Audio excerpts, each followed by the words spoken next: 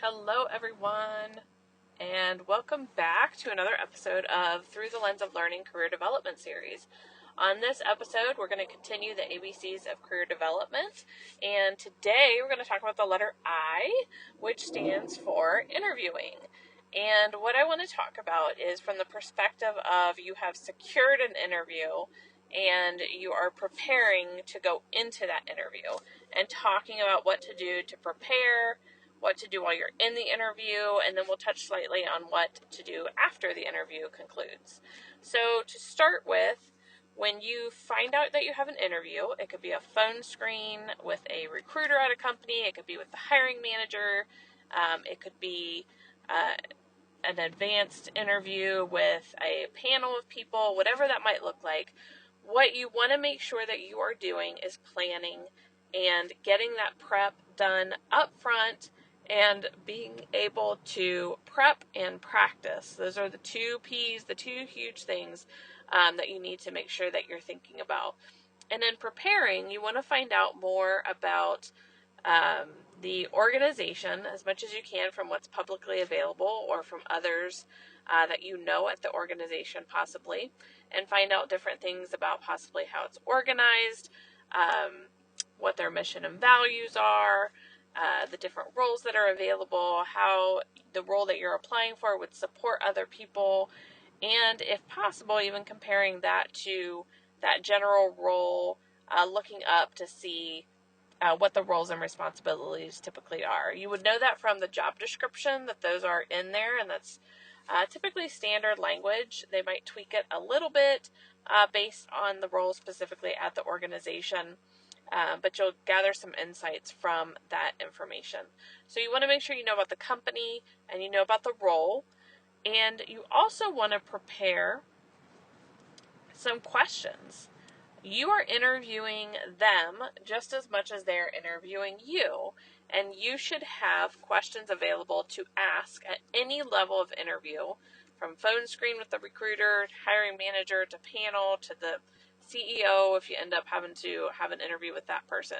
Making sure that you have questions, because that shows that you're interested and you want to learn more, and is very genuine.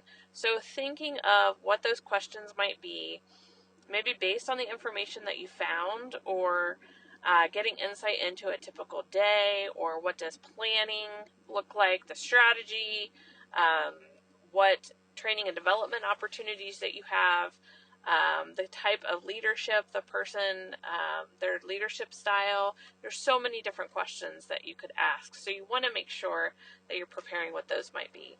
The other thing is practicing. So before you go into that interview, you definitely want to practice. You can do this. There are systems where you can videotape yourself practicing and sharing that with someone else. That you could also videotape yourself on your phone, send that to people, or be able to watch that later and look up tips and different things like that for interviews. You want to practice maintaining eye contact, and especially if you're in a panel interview, maintaining eye contact with the various people on the panel. Typically, when I'm asked a question, whether it's in person or on a panel, I will look at the person when I start to answer and then make sure that I'm making eye contact for a few seconds with the different people on the Zoom or in the room, and not just answering that one person. So being able to practice that will be huge, because it shows that you're not just talking to that one person, that you are trying to answer that question for everyone involved in the interview. And you also want to make sure that you're practicing what you're going to say, how you're going to respond, and hopefully in your preparation you are doing some things related to the STAR method. And look that up if you do not know what that is, the STAR method for interviewing, so that you can prepare some examples of situations or scenarios that you've been in for typical skills for the type of job that you're applying for. And you'll want to practice telling those stories, so you can kind of get it down pat and not stumble over your words and try to think about what you're going to tell about the story. And it's definitely okay to have notes with you, even if you're in person, on the phone, or on video, to have your own notes and even your questions written out or typed out and prepared. So beforehand, those are the two things. It's preparing and it's practicing. Now, when you go to your interview, if you're doing it online or if you're doing it in person, it's really important to be early. Being early for an interview is being on time, but you also don't want to be way too early. So even if you show up a half hour before the interview time, it may be a matter of waiting around the corner in your car or something like that if you're worried about being able to find the location okay. When you go to sign in, you'll want to make sure that you are signing in at least 5-7 minutes prior to the actual interview. And one of the reasons I say that too is I went to sign into an interview. It was probably about 3 minutes beforehand, and it wasn't enough because I ended up having to download another version of Zoom or WebEx. I can't remember which one it was, and I ended up entering into the meeting exactly on time, which for me felt awkward because I'm so used to trying to get there early, and that just makes me more comfortable, and it just shows that you're ready to go. So that was a little wild, and who knows, it could have taken another minute and that would have looked even a little bit more wild. So make sure 5 to 7 minutes that you are going and logging into the video if it's virtual. And if you're going in person, I would say even walking in the door 7 to 10 minutes early, and you could take a seat in the waiting room or wherever that might be, just making sure that you know you're in the right place for the interview and that you're ready to go. The other thing when you're in the interview, one of the big questions that typically comes up is tell me about yourself. And everybody just cringes when they hear this question because it's like just a loaded open question, and how do I answer this? There are some roles where somebody, a hiring manager or recruiter may say, walk me through your resume. If they ask you, that's what you can do. They want to hear how you're telling your story of your career and your progression over time. It's not because they didn't read your resume. It shouldn't be because they didn't read your resume. It's to hear how you're telling that story of your journey over time. If they don't ask you to walk through your resume and they say, tell me about yourself, you can talk to, what I recommend is catching 3 or 4 skills, primary skills that are important to that role, and how you have been able to experience and build upon those skills, and that makes you a solid fit for that role. So you may have been able to do things in your undergraduate, graduate degrees, certification programs, trainings, anything like that, as well as your work experience, to gather those skills and to be the perfect fit for this type of role. So think about some of those things. It could be a mix between interpersonal skills and technical skills. So feel free to write those. One interview I went into, I actually had a Post-it note with bullet points, and I had like 4 different skills bullet pointed, and then I might have had just like a little word or two about the story I wanted to tell related to how I gained that experience, why I was a good fit. And that was really honed in on me being the right person for that job versus going through a historical timeline of, well, I did this, then I did this, then I did this, and it's like, who cares? So that is a good way to answer that question. Be prepared. You can Google what are standard questions that might be asked.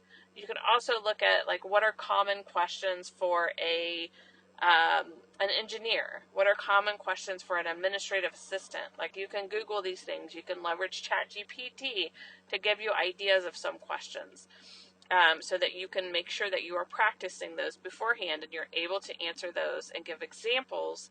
The other thing you want to make sure that you do is that you're not giving the same exact example for every single thing. Typically, using that STAR method and prepping, thinking about the skills, and then the STAR method for each of those, maybe top 5 to 10 skills, will help you to come up with different stories, different scenarios to share of how you have experienced, how you've grown, how you've gone through and leveraged those skills. So making sure that you're thinking through that, and again, not using that same situation or same story over and over, because it doesn't show a uniqueness about how you've gained your experience, how you've gained your knowledge, how you've grown your skill set. Whereas if you have a variety of different situations and scenarios, even if it's from the same organization, that provides more insight as to how you've been able to apply yourself in different experiences and different moments. So making sure that you are doing that. At the end, or even before the end of the interview, the hiring manager, the panel, or the recruiter will likely ask, do you have any questions for me, or do you have any questions for us? And you say, yes, actually I do. Well, and one of the things that I will tell you is I had a list of questions. Let's say I had like 23 questions. I was really interested in this job role. I'd written down like 23 questions. I actually typed them up, printed them out, and I was really interested in learning about the role, the organization, the leadership, all of those types of things. What I was able to do is during the interview, I actually crossed off as they answered some of those questions, because it naturally happens that they went through and answered some. So I crossed off a few because of that. And then what I did even before I got into the interview was on my questions that I had, 23, even if you cross off, say, 3 of 20 left, that's a lot of questions. And you're likely not going to have as much time to ask questions as they asked you questions. So what I had done beforehand is drawn a line under like the 5th question and said, if anything else, these are the top 4 or 5 questions that I really, really want to know the answers to. So I kind of put them in priority order. So I was able to ask those questions. And then some of them I realized, depending on who I was talking to, whether it was the right audience or not. So the recruiter wasn't able to give me some information that I asked about the audience for the role, whereas the hiring manager was able to give a clearer answer for that. So I was able to make a note and save that for advancing to that next interview and being able to ask that question. So those are some tips and tricks for the questions that you have to ask at the end. And then as they close out the interview, actually your last question should be, unless they already start into it, what are the next steps? What should I expect? Kind of time frame wise, things like that. And then you can, thank them for their time and the opportunity to interview, and sign off from there when they said everything's good to go, or leave the facility if you're interviewing in person. And just a couple notes of post-interview, some courtesy things to do is to make sure that you are sending a thank you.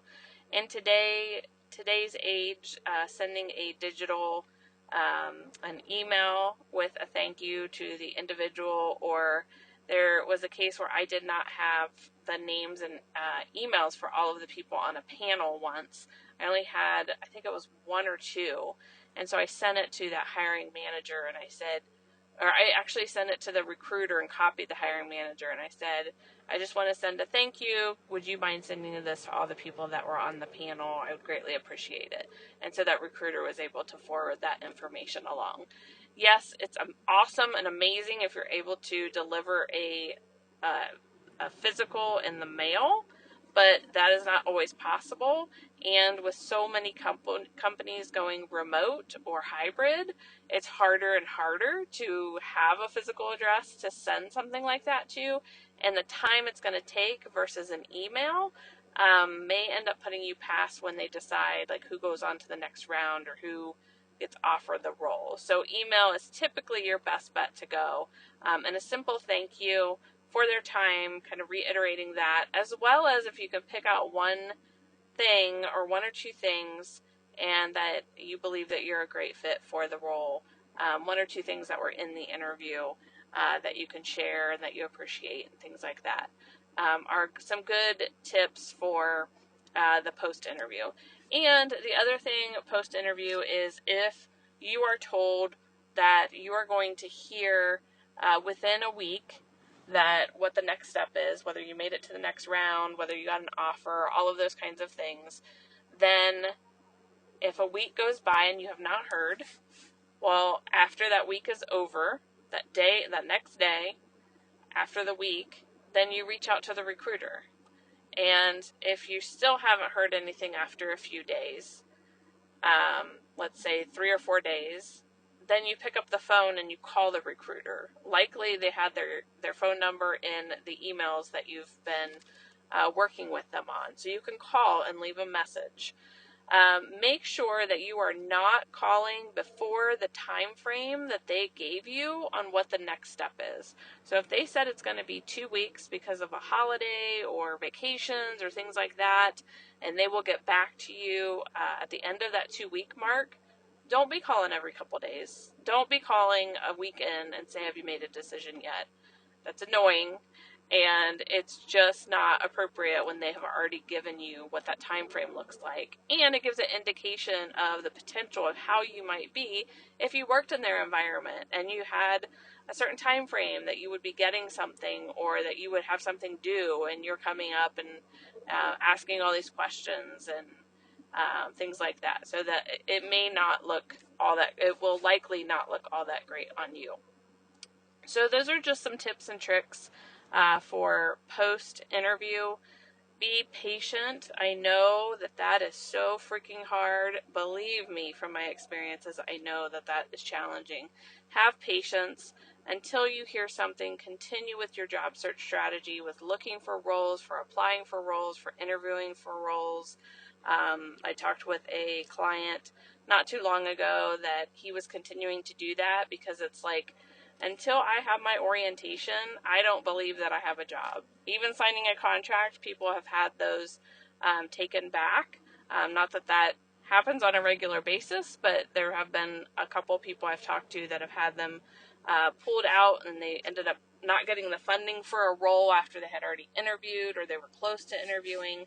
So continue on with your job search process and all the aspects of it until you have your start date and you actually start that job.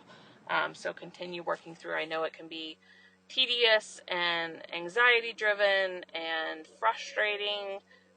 Also make sure that as you're in the process of looking for a role, this is a little extra here, that you're doing something for yourself. You should not be 7 days a week, 24 hours a day, or whatever that looks like, looking for a job.